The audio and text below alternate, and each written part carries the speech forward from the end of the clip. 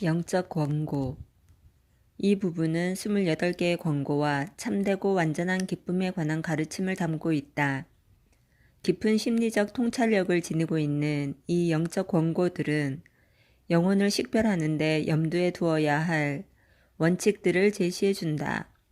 다시 말해서 이 권고들은 사람이 가난한 자 혹은 겸손한 자라는 마음가짐만으로 충분하지 않고 갖가지 덕행의 행위를 습관적으로 실천하는 것으로도 만족하지 말아야 하며 사람이 실제로 마음으로 가난하고 정결하고 단순하고 순종하는 자, 즉 영적으로 참된 작은 형제가 되어야 함을 가르치고 있다. 이 영적 권고들은 성 프란치스코가 형제들을 지도하는 가운데서 얻게 된 무르익은 열매라고 할 수 있다. 권고, 시대적 배경. 이 권고 말씀들이 언제 어떻게 작성되었는지는 알 수 없지만 대부분의 학자들은 성인이 살아계실 때 수집되었다고 보고 있다.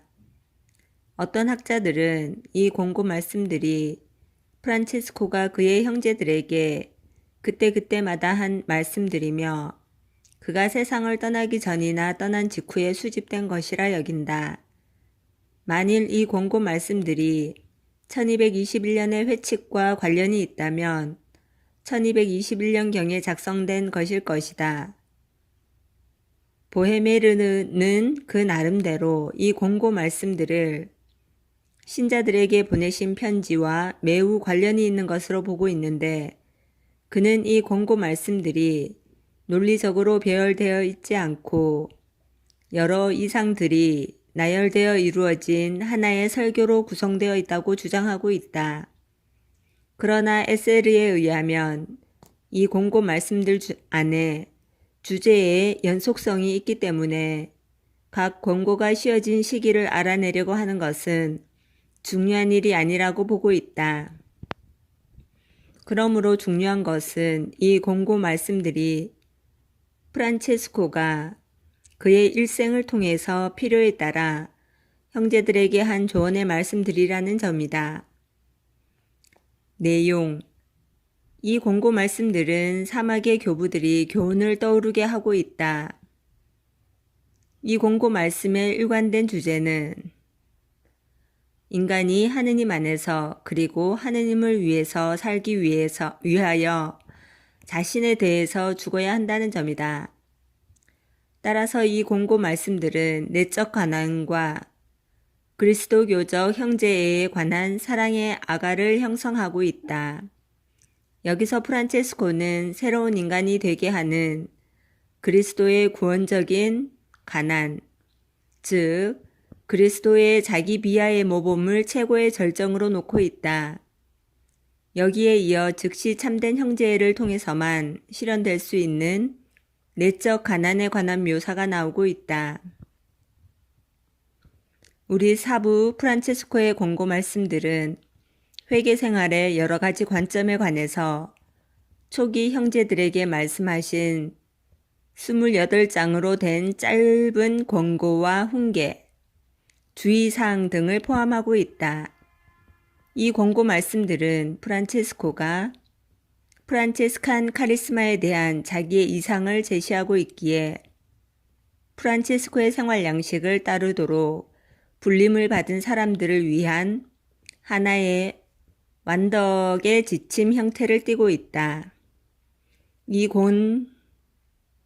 권고문의 주된 내용은 성체 안에 그리스도의 실제적인 현존을 다루는 권고 1 외에 내적 가난과 평화 그리고 단순성 및 마음의 순수성을 강조하고 있다. 이 권고 말씀들은 한마디로 복음적 단순성이 그 근본을 이루고 있는 프란체스코의 산상설교라고 불리고 있다. 1. 그리스도의 몸. 주 예수께서 당신 제자들에게 말씀하십니다. 나는 길이요 진리요 생명이다. 나를 거치지 않고서는 아무도 아버지께 갈 수 없다. 너희가 나를 알았더라면 나의 아버지도 분명히 알았을 것이다.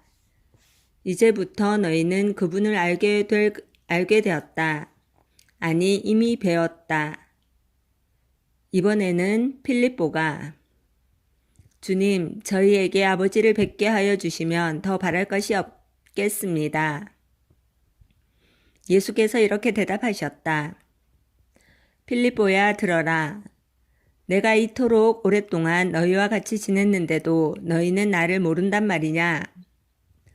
나를 보았으면 곧 나의 아버지를 본 것이다.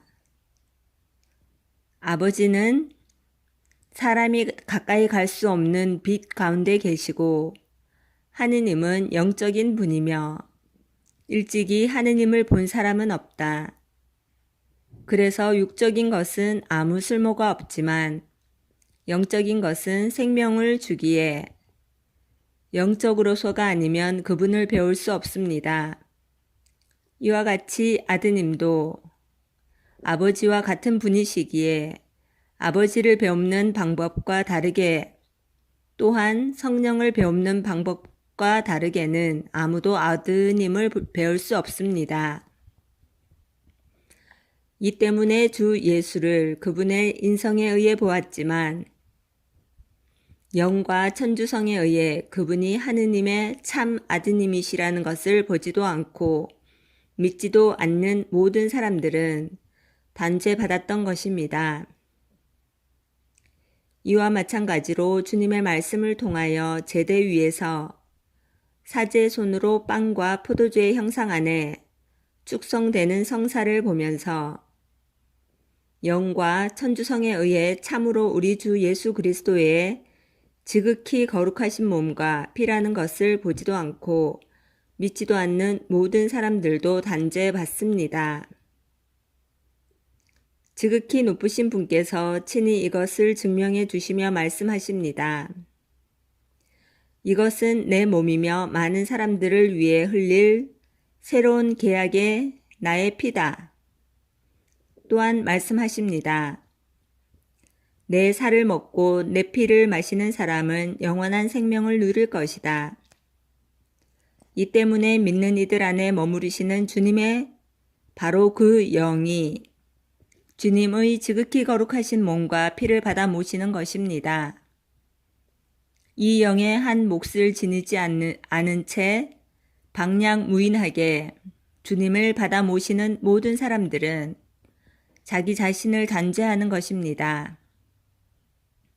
그러니 한다한 사람들이여 언제까지나 굳은 마음을 가지렵니까? 왜 진리를 깨닫지 못하고 하느님의 아들을 믿지 않습니까? 보십시오. 그분은 어조아에서 동정녀의 태중으로 오신 때와 같이 매일 당신 자신을 낮추십니다. 매일 그분은 겸손한 모습으로 우리에게 오십니다. 매일 사제의 손을 통하여 아버지의 품으로부터 제대 위에 내려오십니다. 그리고 당신 자신을 실제로 육으로 거룩한 사도들에게 보여주신 것과 마찬가지로 지금 축성된 빵으로 우리에게 당신 자신을 보여주십니다. 그리고 그들은 육신의 눈으로는 그분의 육신만을 보았지만 영신의 눈으로 바라보면서 그분이 하느님이심을 믿었습니다.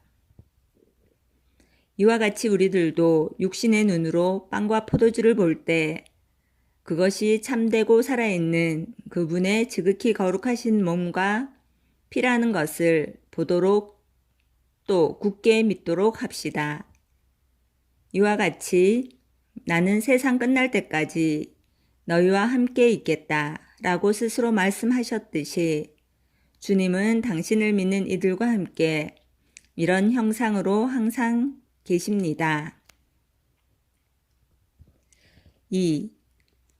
자기 의지를 자기 것으로 하는 악. 주님이 아담에게 말씀하셨습니다. 나무 열매는 무엇이든지 마음대로 따 먹어라. 그러나 선과 악을 알게 하는 나무 열매만은 따먹지 말아라.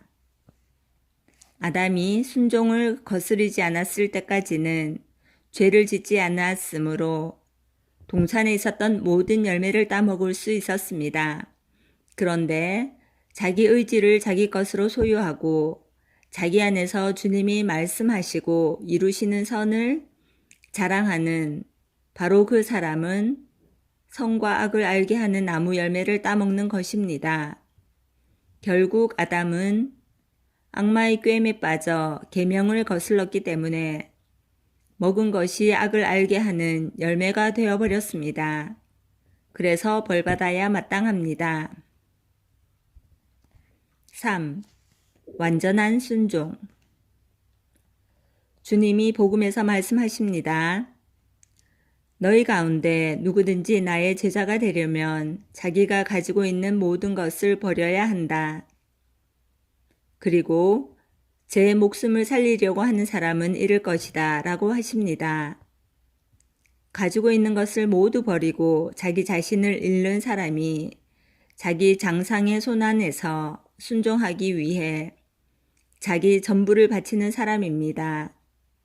그리고 장상의 뜻을 거스르지 않는 일이라고 본인 자신이 알고 또한 그 일 자체도 선이라면 그가 하는 말이나 행동 모두가 참된 순종이 됩니다. 그리고 아랫사람의 눈에 장상이 명하는 것보다 자기 영혼에게 더 좋고 더 유익하게 보이는 것이 있을 때라도 자진해서 자기의 것을 하느님께 희생할 것이며 장상의 뜻을 실천에 옮기도록 힘쓸 것입니다. 사실 이것이 하느님과 이웃을 흡족해 하는 것이기에 이 순종이야말로 사랑의 순종입니다. 그런데 장상이 그의 영혼에 거스르는 어떤 것을 아랫사람에게 명한다면 순종하지 말아야 되지만 장상의 곁을 떠나지 말 것입니다. 만일 이 때문에 어떤 형제들로부터 핍박을 당하더라도 하느님 때문에 그들을 더욱더 사랑하도록 할 것입니다. 실상 자기 형제들과 헤어지기보다는 협박을 감수하기를 택하는 형제가 자기 형제들을 위하여 자기 목숨을 내놓기에 완전한 순종에 참으로 머무는 것입니다. 장상이 명하는 그것보다 더 좋은 것을 본다고 주장하는 수도자들이 참으로 많은데 그들은 뒤를 돌아다 보며 개가 제가 토한 것을 도로 먹듯이 포기한 자기 의지에 되돌아가는 사람들입니다. 이들은 살인자들이며 또한 자기들의 나쁜 표양으로 많은 영혼들을 잃게 합니다. 4. 아무도 장상직을 자기 것으로 소유하지 말 것. 섬김을 받으러 온 것이 아니라 섬기러 왔다고 주님이 말씀하십니다. 형제들에 대하여 권한을 가진 형제가 장상직을 명예롭게 여긴다면 마치 형제의 발을 씻어주는 직책을 위임받은 것을 명예롭게 생각하듯 해야 할 것입니다. 그리고 발을 씻어주는 직책이 면직될 때보다 장상직이 면직될 때 더 많이 흥분한다면 자기 영혼의 파멸을 향해 유다처럼 자기 돈주머니를 챙기는 격이 됩니다. 5. 아무도 교만에 빠지지 말고 주님의 십자가만을 자랑할 것. 오 사람이여, 주 하느님이 사랑하시는 당신 아드님의 모습대로 그대의 육신을 또한 당신 자신과 비슷하게 그대의 영혼을 창조하시고 지어내셨으니 그분께서 그대를 얼마나 높이셨는지 깊이 생각해 보십시오. 그런데 하늘 아래 있는 모든 피조물들은 자기 나름대로 자기의 창조주를 그대보다 더 잘 섬기고 인식하고 순종합니다. 그리고 마귀들이 그분을 십자가에 못 박은 것이 아니라 바로 그대가 마귀들과 더불어 그분을 못 박았으며 그대는 지금도 악습과 죄악을 즐기면서 그분을 못 받고 있습니다. 그러니 그대는 무엇을 가지고 자랑할 수 있겠습니까? 실상 그대가 모든 지식을 가지고 있고 모든 이상한 언어를 해석할 수 있고 천상이를 환히 꿰뚫어 볼 정도로 예리하고 명석하다 하더라도 그대는 이 모든 것에 대해 자랑할 수 없습니다. 왜냐하면 주님으로부터 가장 높은 지혜에 대한 특별한 인식력을 받은 사람이 있다 해도 한 마리 마귀는 그 모든 사람들보다 천상일에 대해 더 많이 알고 있었고 지금은 지상일에 대해 더 많이 알고 있습니다. 이와 마찬가지로 그대가 모든 사람들보다 더 잘생겼고 더 부유하고 악령들을 쫓아내는 기적들을 행한다 해도 이 모든 것은 그대에게 방해가 되는 것이고 그대의 것은 아무것도 없으며 이 모든 것을 가지고 그대는 아무것도 자랑할 수 없습니다. 반대로 우리가 자랑할 수 있는 것은 곧 우리의 연약함이며 매일 우리 주 예수 그리스도의 거룩한 십자가를 지는 일입니다. 6. 주님을 본받음. 형제 여러분, 우리 모두 당신 양들을 속량하기 위해 십자가의 순환을 감수하신 착한 목자를 바라봅시다. 주님의 양들은 고통과 박해, 모욕과 굶주림, 연약함과 유혹, 그리고 다른 갖가지 시련 가운데 주님을 따랐기에 주님한테서 영원한 생명을 얻었습니다. 그런데 업적을 이룩한 분들은 성인들이었지만 우리는 그들의 업적들을 그저 이야기만 하면서 영광과 영예를 받기 원하니 이것은 하느님의 종들인 우리에게 정말로 부끄러운 일입니다. 7. 지식에는 선행이 뒤따라야 함. 사도가 말합니다. 문자는 사람을 죽이고 성령은 사람을 살립니다. 다른 사람들보다 더 많은 지식을 가진 사람으로 인정받고 또한 친척이나 친구들에게 줄 많은 재물을 획득하려고 다만 말마디만을 배우기를 열망하는 이들은 문자에게 죽임을 당한 사람들입니다. 그래서 하느님의 문자의 정신을 따르기 원치 않고 말마디만을 배워 다른 사람들에게 설명해 주기를 열망하는 수도자들은 문자에게 죽임을 당한 사람들입니다. 그래서 알고 있는 문자나 알고 싶어하는 문자를 모두 자기 육신의 것으로 하지 않고 오히려 모든 선을 소유하시는 지극히 높으신 주 하느님께 그것들을 말과 표양으로 돌려드리는 사람들은 하느님의 문자의 정신으로부터 생명을 얻은 사람들입니다. 8. 질투의 죄를 피할 것. 사도가 말합니다.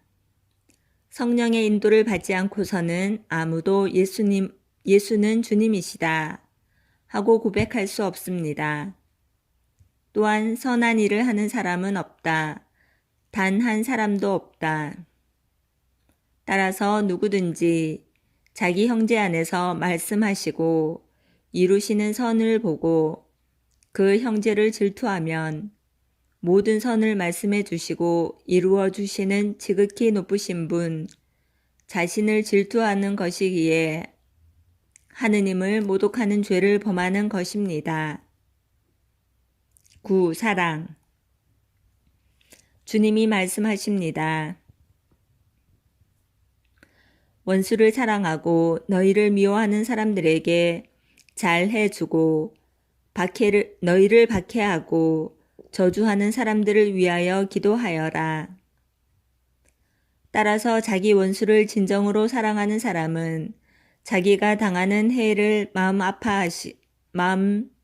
아파하지 않고 오히려 그 형제의 영혼에 자리를 잡게 된 죄를 보고 하느님의 사랑 때문에 가슴 태우는 사람입니다.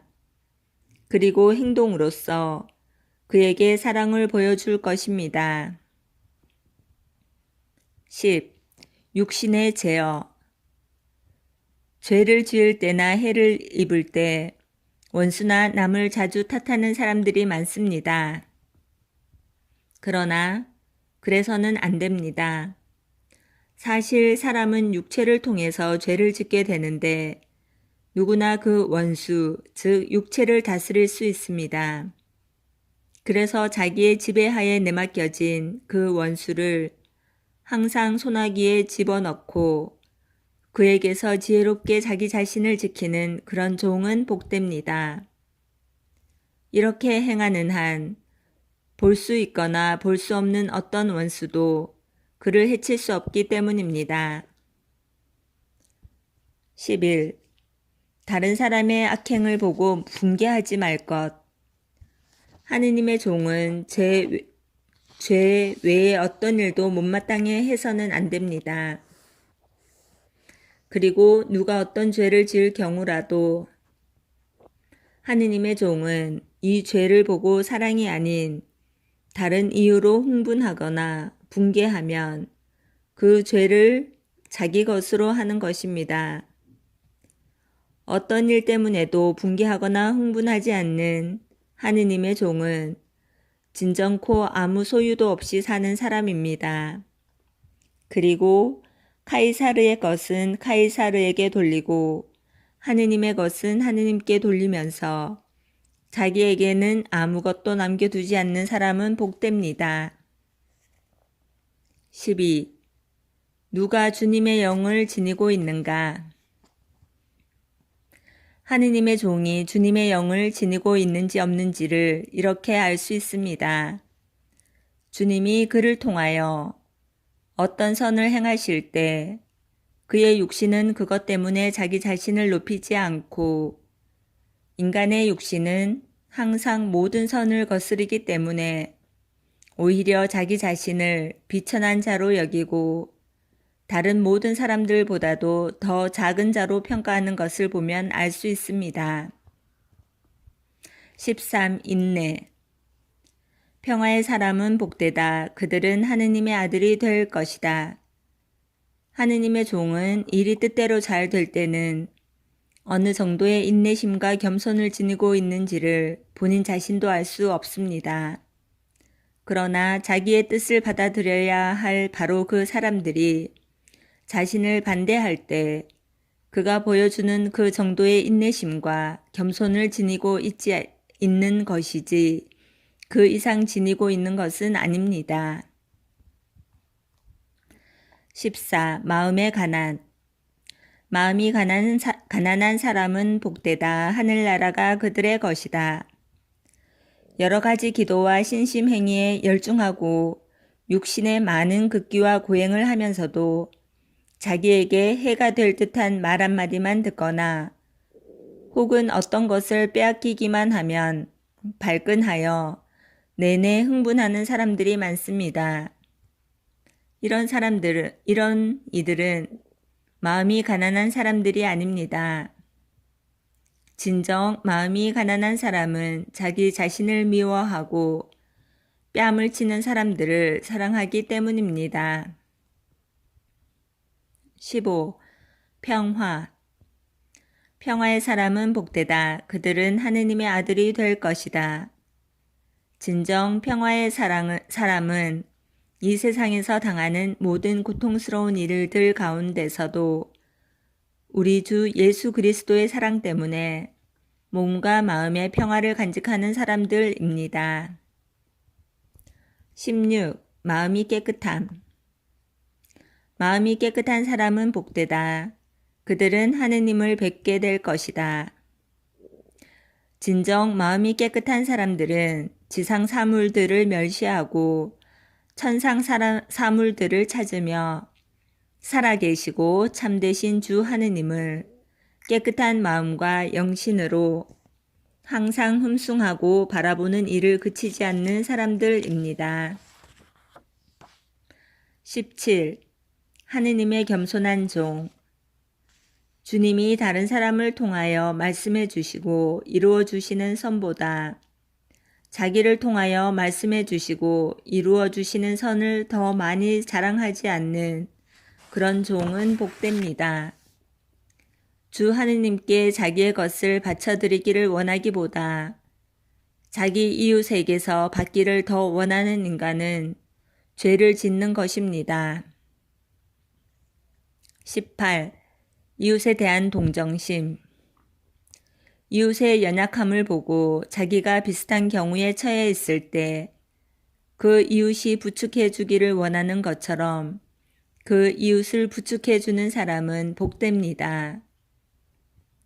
모든 좋은 것을 주 하느님께 돌려드리는 종은 복됩니다.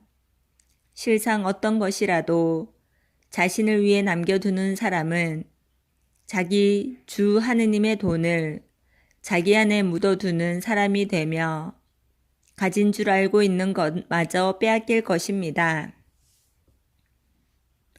19. 하느님의 겸손한 종. 천박하고 무식하며 멸시받을 자로 사람들로부터 간주될 때마다 간주될 때와 마찬가지로 칭찬과 높임을 받을 때도 자기 자신을 더 나은 사람으로 생각하지 않는 종은 복됩니다. 사실 인간은 하느님 앞에서 있는 그대로지 그 이상이 아닙니다. 다른 사람들에 의해 높은 자리에 올랐다가 자진하여 내려오기를 원치 않는 수도자는 불행합니다. 그래서 자기가 스스로 원해서가 아니라 다른 이들에 의해 높은 자리에 올라 있으면서도 다른 이들의 발 아래 있기를 늘 열망하는 그런 종은 복됩니다. 20. 좋은 수도자와 헛된 수도자. 주님의 지극히 거룩한 말씀과 업적 외에 다른 데서는 흐뭇함과 즐거움을 느끼지 못하며 또한 그것들을 통하여 사람들을 기쁨과 즐거움 가운데 하느님의 사랑애로 인도하는 수도자는 복됩니다. 쓸데없고 헛된 말을 즐겨 하면서 또한 그것으로 사람들을 웃기려는 수도자는 불행합니다. 21. 텅 비고 수다스런 수도자. 어떤 보상을 받을 목적으로 이야기할 때 자기의 모든 것을 드러내지 않고 또한 함부로 입을 가볍게 놀리지 않으면서 오히려 말해야 할 것과 대답해야 할 것을 지혜롭게 미리 생각하는 그런 종은 복됩니다. 주님이 자기에게 베풀어 주시는 선물들을 마음속에 간직하지 못하고 또 다른 이들에게 행동으로 보여주기보다는 보상을 받을 목적으로 사람들에게 말로 보여주려는 수도자는 불행합니다. 이런 자는 받을 상을 다 받았고 그의 말을 듣는 사람들은 별로 결실을 얻지 못합니다. 22. 꾸지람 앞에서의 겸손. 다른 사람이 해주는 충고와 책망과 꾸지람을 마치 자기가 자신에게 하는 것 같은 인내심으로 받아들일 수 있는 종은 복됩니다. 책망을 들을 때 자기 잘못을 쾌히 인정하고 조용히 받아들이며 겸손하게 고백하고 또한 기꺼이 복종하는 종은 복됩니다. 변명하는 데 빠르지 않고 본인이 범하지 않은 죄에 대해서도 수치와 책망을 겸손되이 참아 견디는 종은 복됩니다. 23. 겸손. 아랫사람들과 함께 있을 때나 윗사람들과 함께 있을 때나 똑같이 겸손한 자로 드러나는 종은 복됩니다. 언제나 충고의 채찍 밑에 머무르는 종은 복됩니다. 자기가 잘못을 저지를 때마다 내적으로 통회하고 또한 외적으로 고백하며 행동으로 속죄하면서 자기 자신을 질책하는 데 지체하지 않는 사람은 충성스럽고 슬기로운 종입니다. 24. 참된 사랑. 형제가 앓고 있어 보답해 줄 수 없을 때나 건강하여 보답해 줄 수 있을 때나 똑같이 그 형제를 사랑하는 종은 복됩니다.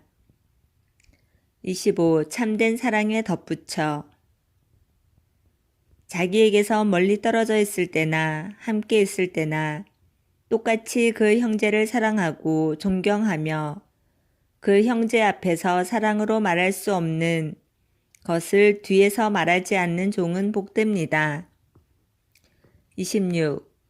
하느님의 종들은 성직자를 존경할 것. 로마 교회의 관습을 따라 올바르게 생활하는 성직자들에 대해 신앙심을 가지는 종은 복됩니다. 그리고 이분들을 업신여기는 사람들은 불행합니다.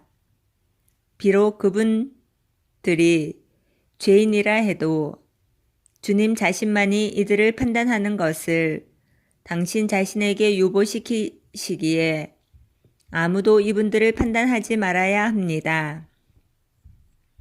이분들은 우리 주 예수 그리스도의 지극히 거룩하신 몸과 피에 봉사하는 직분, 즉 자기 자신들도 이를 영하고 자신들만이 다른 이들에게 분배하는 직분을 가지고 있기에 이 직분은 다른 어느 직분보다 더 큰 것인 만큼 이 세상의 다른 어떤 사람보다 어떤 사람에게 짓는 죄보다 이분들에게 짓는 죄는 더 큰 것입니다. 27. 악습을 몰아내는 덕행. 사랑과 지혜가 있는 곳에 두려움도 무지도 없습니다. 인내와 겸손이 있는 곳에 분노도 흥분도 없습니다. 기쁨과 더불어 가난이 있는 곳에 탐욕도 욕심도 없습니다. 고요와 묵상이 있는 곳에 근심도 분심도 없습니다. 자기 집을 지키기 위하여 주님께 대한 경외심이 있는 곳에 원수가 침입할 틈이 없습니다. 자비심과 깊은 사려가 있는 곳에 경박도 고집도 없습니다. 28. 은총의 선물을 간직할 것. 주님이 베풀어 주시는 은총의 재물을 하늘에 쌓아두고 또한 보상을 받을 목적으로 사람들에게 그것을 드러내려 하지 않는 종은 복됩니다. 지극히 높으신 분께서 친히 당신이 원하시는 대로 당신의 업적들을 드러내실 것이기 때문입니다. 주님의 비밀을 자기 마음속에 간직하는 종은 복됩니다. 참되고 완전한 기쁨. 시대적 배경. 이와 같은 내용이 장고송이 제8장에도 있다.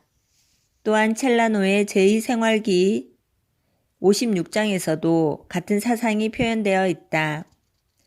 사바티에는 이 글을 권고 말씀 5와 그리고 첼라노의 제2생활기 138장과 관계가 있는 것으로 보고 있다. 첼라노의 제2생활기 31장을 읽어보면 실제로 프란체스코가 이런 일을 체험했다고 말하고 있다. 내용. 이 내용은 자기 자신까지도 버려야만 하는 그리스도의 제자가 걸어야 할 길에 대한 사실적인 설명이다. 사람이 모든 일 안에서 하느님의 뜻에 매달릴 때 그는 완전한 기쁨을 발견한다는 것이다. 이 정신을 현실에 맞추어 볼 때 여러모로 적용할 수 있기에 탁월한 가치를 지닌 아름다운 글이다. 어느 날 복되신 프란체스코가 성 마리아 성당에 머물고 있을 때 레오 형제를 불러 말했다. 레오 형제, 기록해 놓으십시오. 레오 형제가 대답했다. 예, 준비되었습니다. 프란체스코가 말했다. 참된 기쁨이 무엇인지를 기록해 놓으십시오. 어느 소식 전달자가 와서 파리 대학의 모든 교수들이 우리 수도회에 들어왔다고 전한다고 합시다. 그러나 그러한 것이 참된 기쁨이 되지 않는다고 기록해 놓으십시오. 마찬가지로 알프스 산 너머 모든 고위 성직자들과 대주교들과 주교들이 형제회에 들어오고 또 프랑스의 왕과 영국의 왕이 형제회에 들어왔다고 전한다 해도 그런 것들이 참된 기쁨이 되지 않는다고 기록해 놓으십시오. 마찬가지로 나의 형제들이 이교도들에게 가서 그들 모두를 신앙예로 개종시켰다고 하며 이와 마찬가지로 내가 병든 이들을 고쳐주고 많은 기적들을 행할 수 있는 큰 은총을 받았다고 전한다 해도 나는 형제에게 말합니다. 이러한 모든 것들 안에는 참된 기쁨이 있지 않습니다. 그러면 참된 기쁨이란 무엇이겠습니까? 나는 페루지아에서 돌아오는 길에 밤이 깊어 이곳에 도착합니다. 때는 겨울이고 나는 진창에 빠져 추워 떨고 있습니다. 차갑고 시린 물이 얼음 덩어리가 되어 수도복 자락에 들러붙어 피가 나올 정도로 다리를 치면서 상처를 냅니다. 그리고 내가 진창에 빠지고 추위와 얼음에 떨며 문에 다가가서 오랫동안 문을 두드리고 부른 다음 마침내 문지기 형제가 나와서 물어보기를 당신은 누구요? 하자 나는 프란체스코 형제입니다. 라고 대답합니다. 그는 석 물러가거라. 지금은 돌아다니는 시간이 아니니 너는 들어오지 못한다라고 말합니다. 그러나 내가 또다시 애걸하자 그는 대답하기를 석 물러가거라. 배운 것도 없는 무식한 놈아. 이제 우리와 함께 있을 수 없다. 우리는 이제 사람들도 많고 훌륭한 사람들도 많으니 너 같은 놈은 필요 없어 라고 대답합니다. 나는 또다시 문 앞에 서서 하느님의 사랑으로 오늘 밤만이라도 저를 받아주십시오 라고 애걸합니다. 그러나 그는 안 돼. 십자가회 수도원에 가서 부탁해봐 라고 대답합니다. 이러한 경우 만약 내가 인내심을 가지고 마음의 평화를 잃지 않는다면 바로 여기에 참된 기쁨이 있고 또한 참된 덕행도 영혼의 이익도 여기에 있다고 나는 형제에게 말합니다.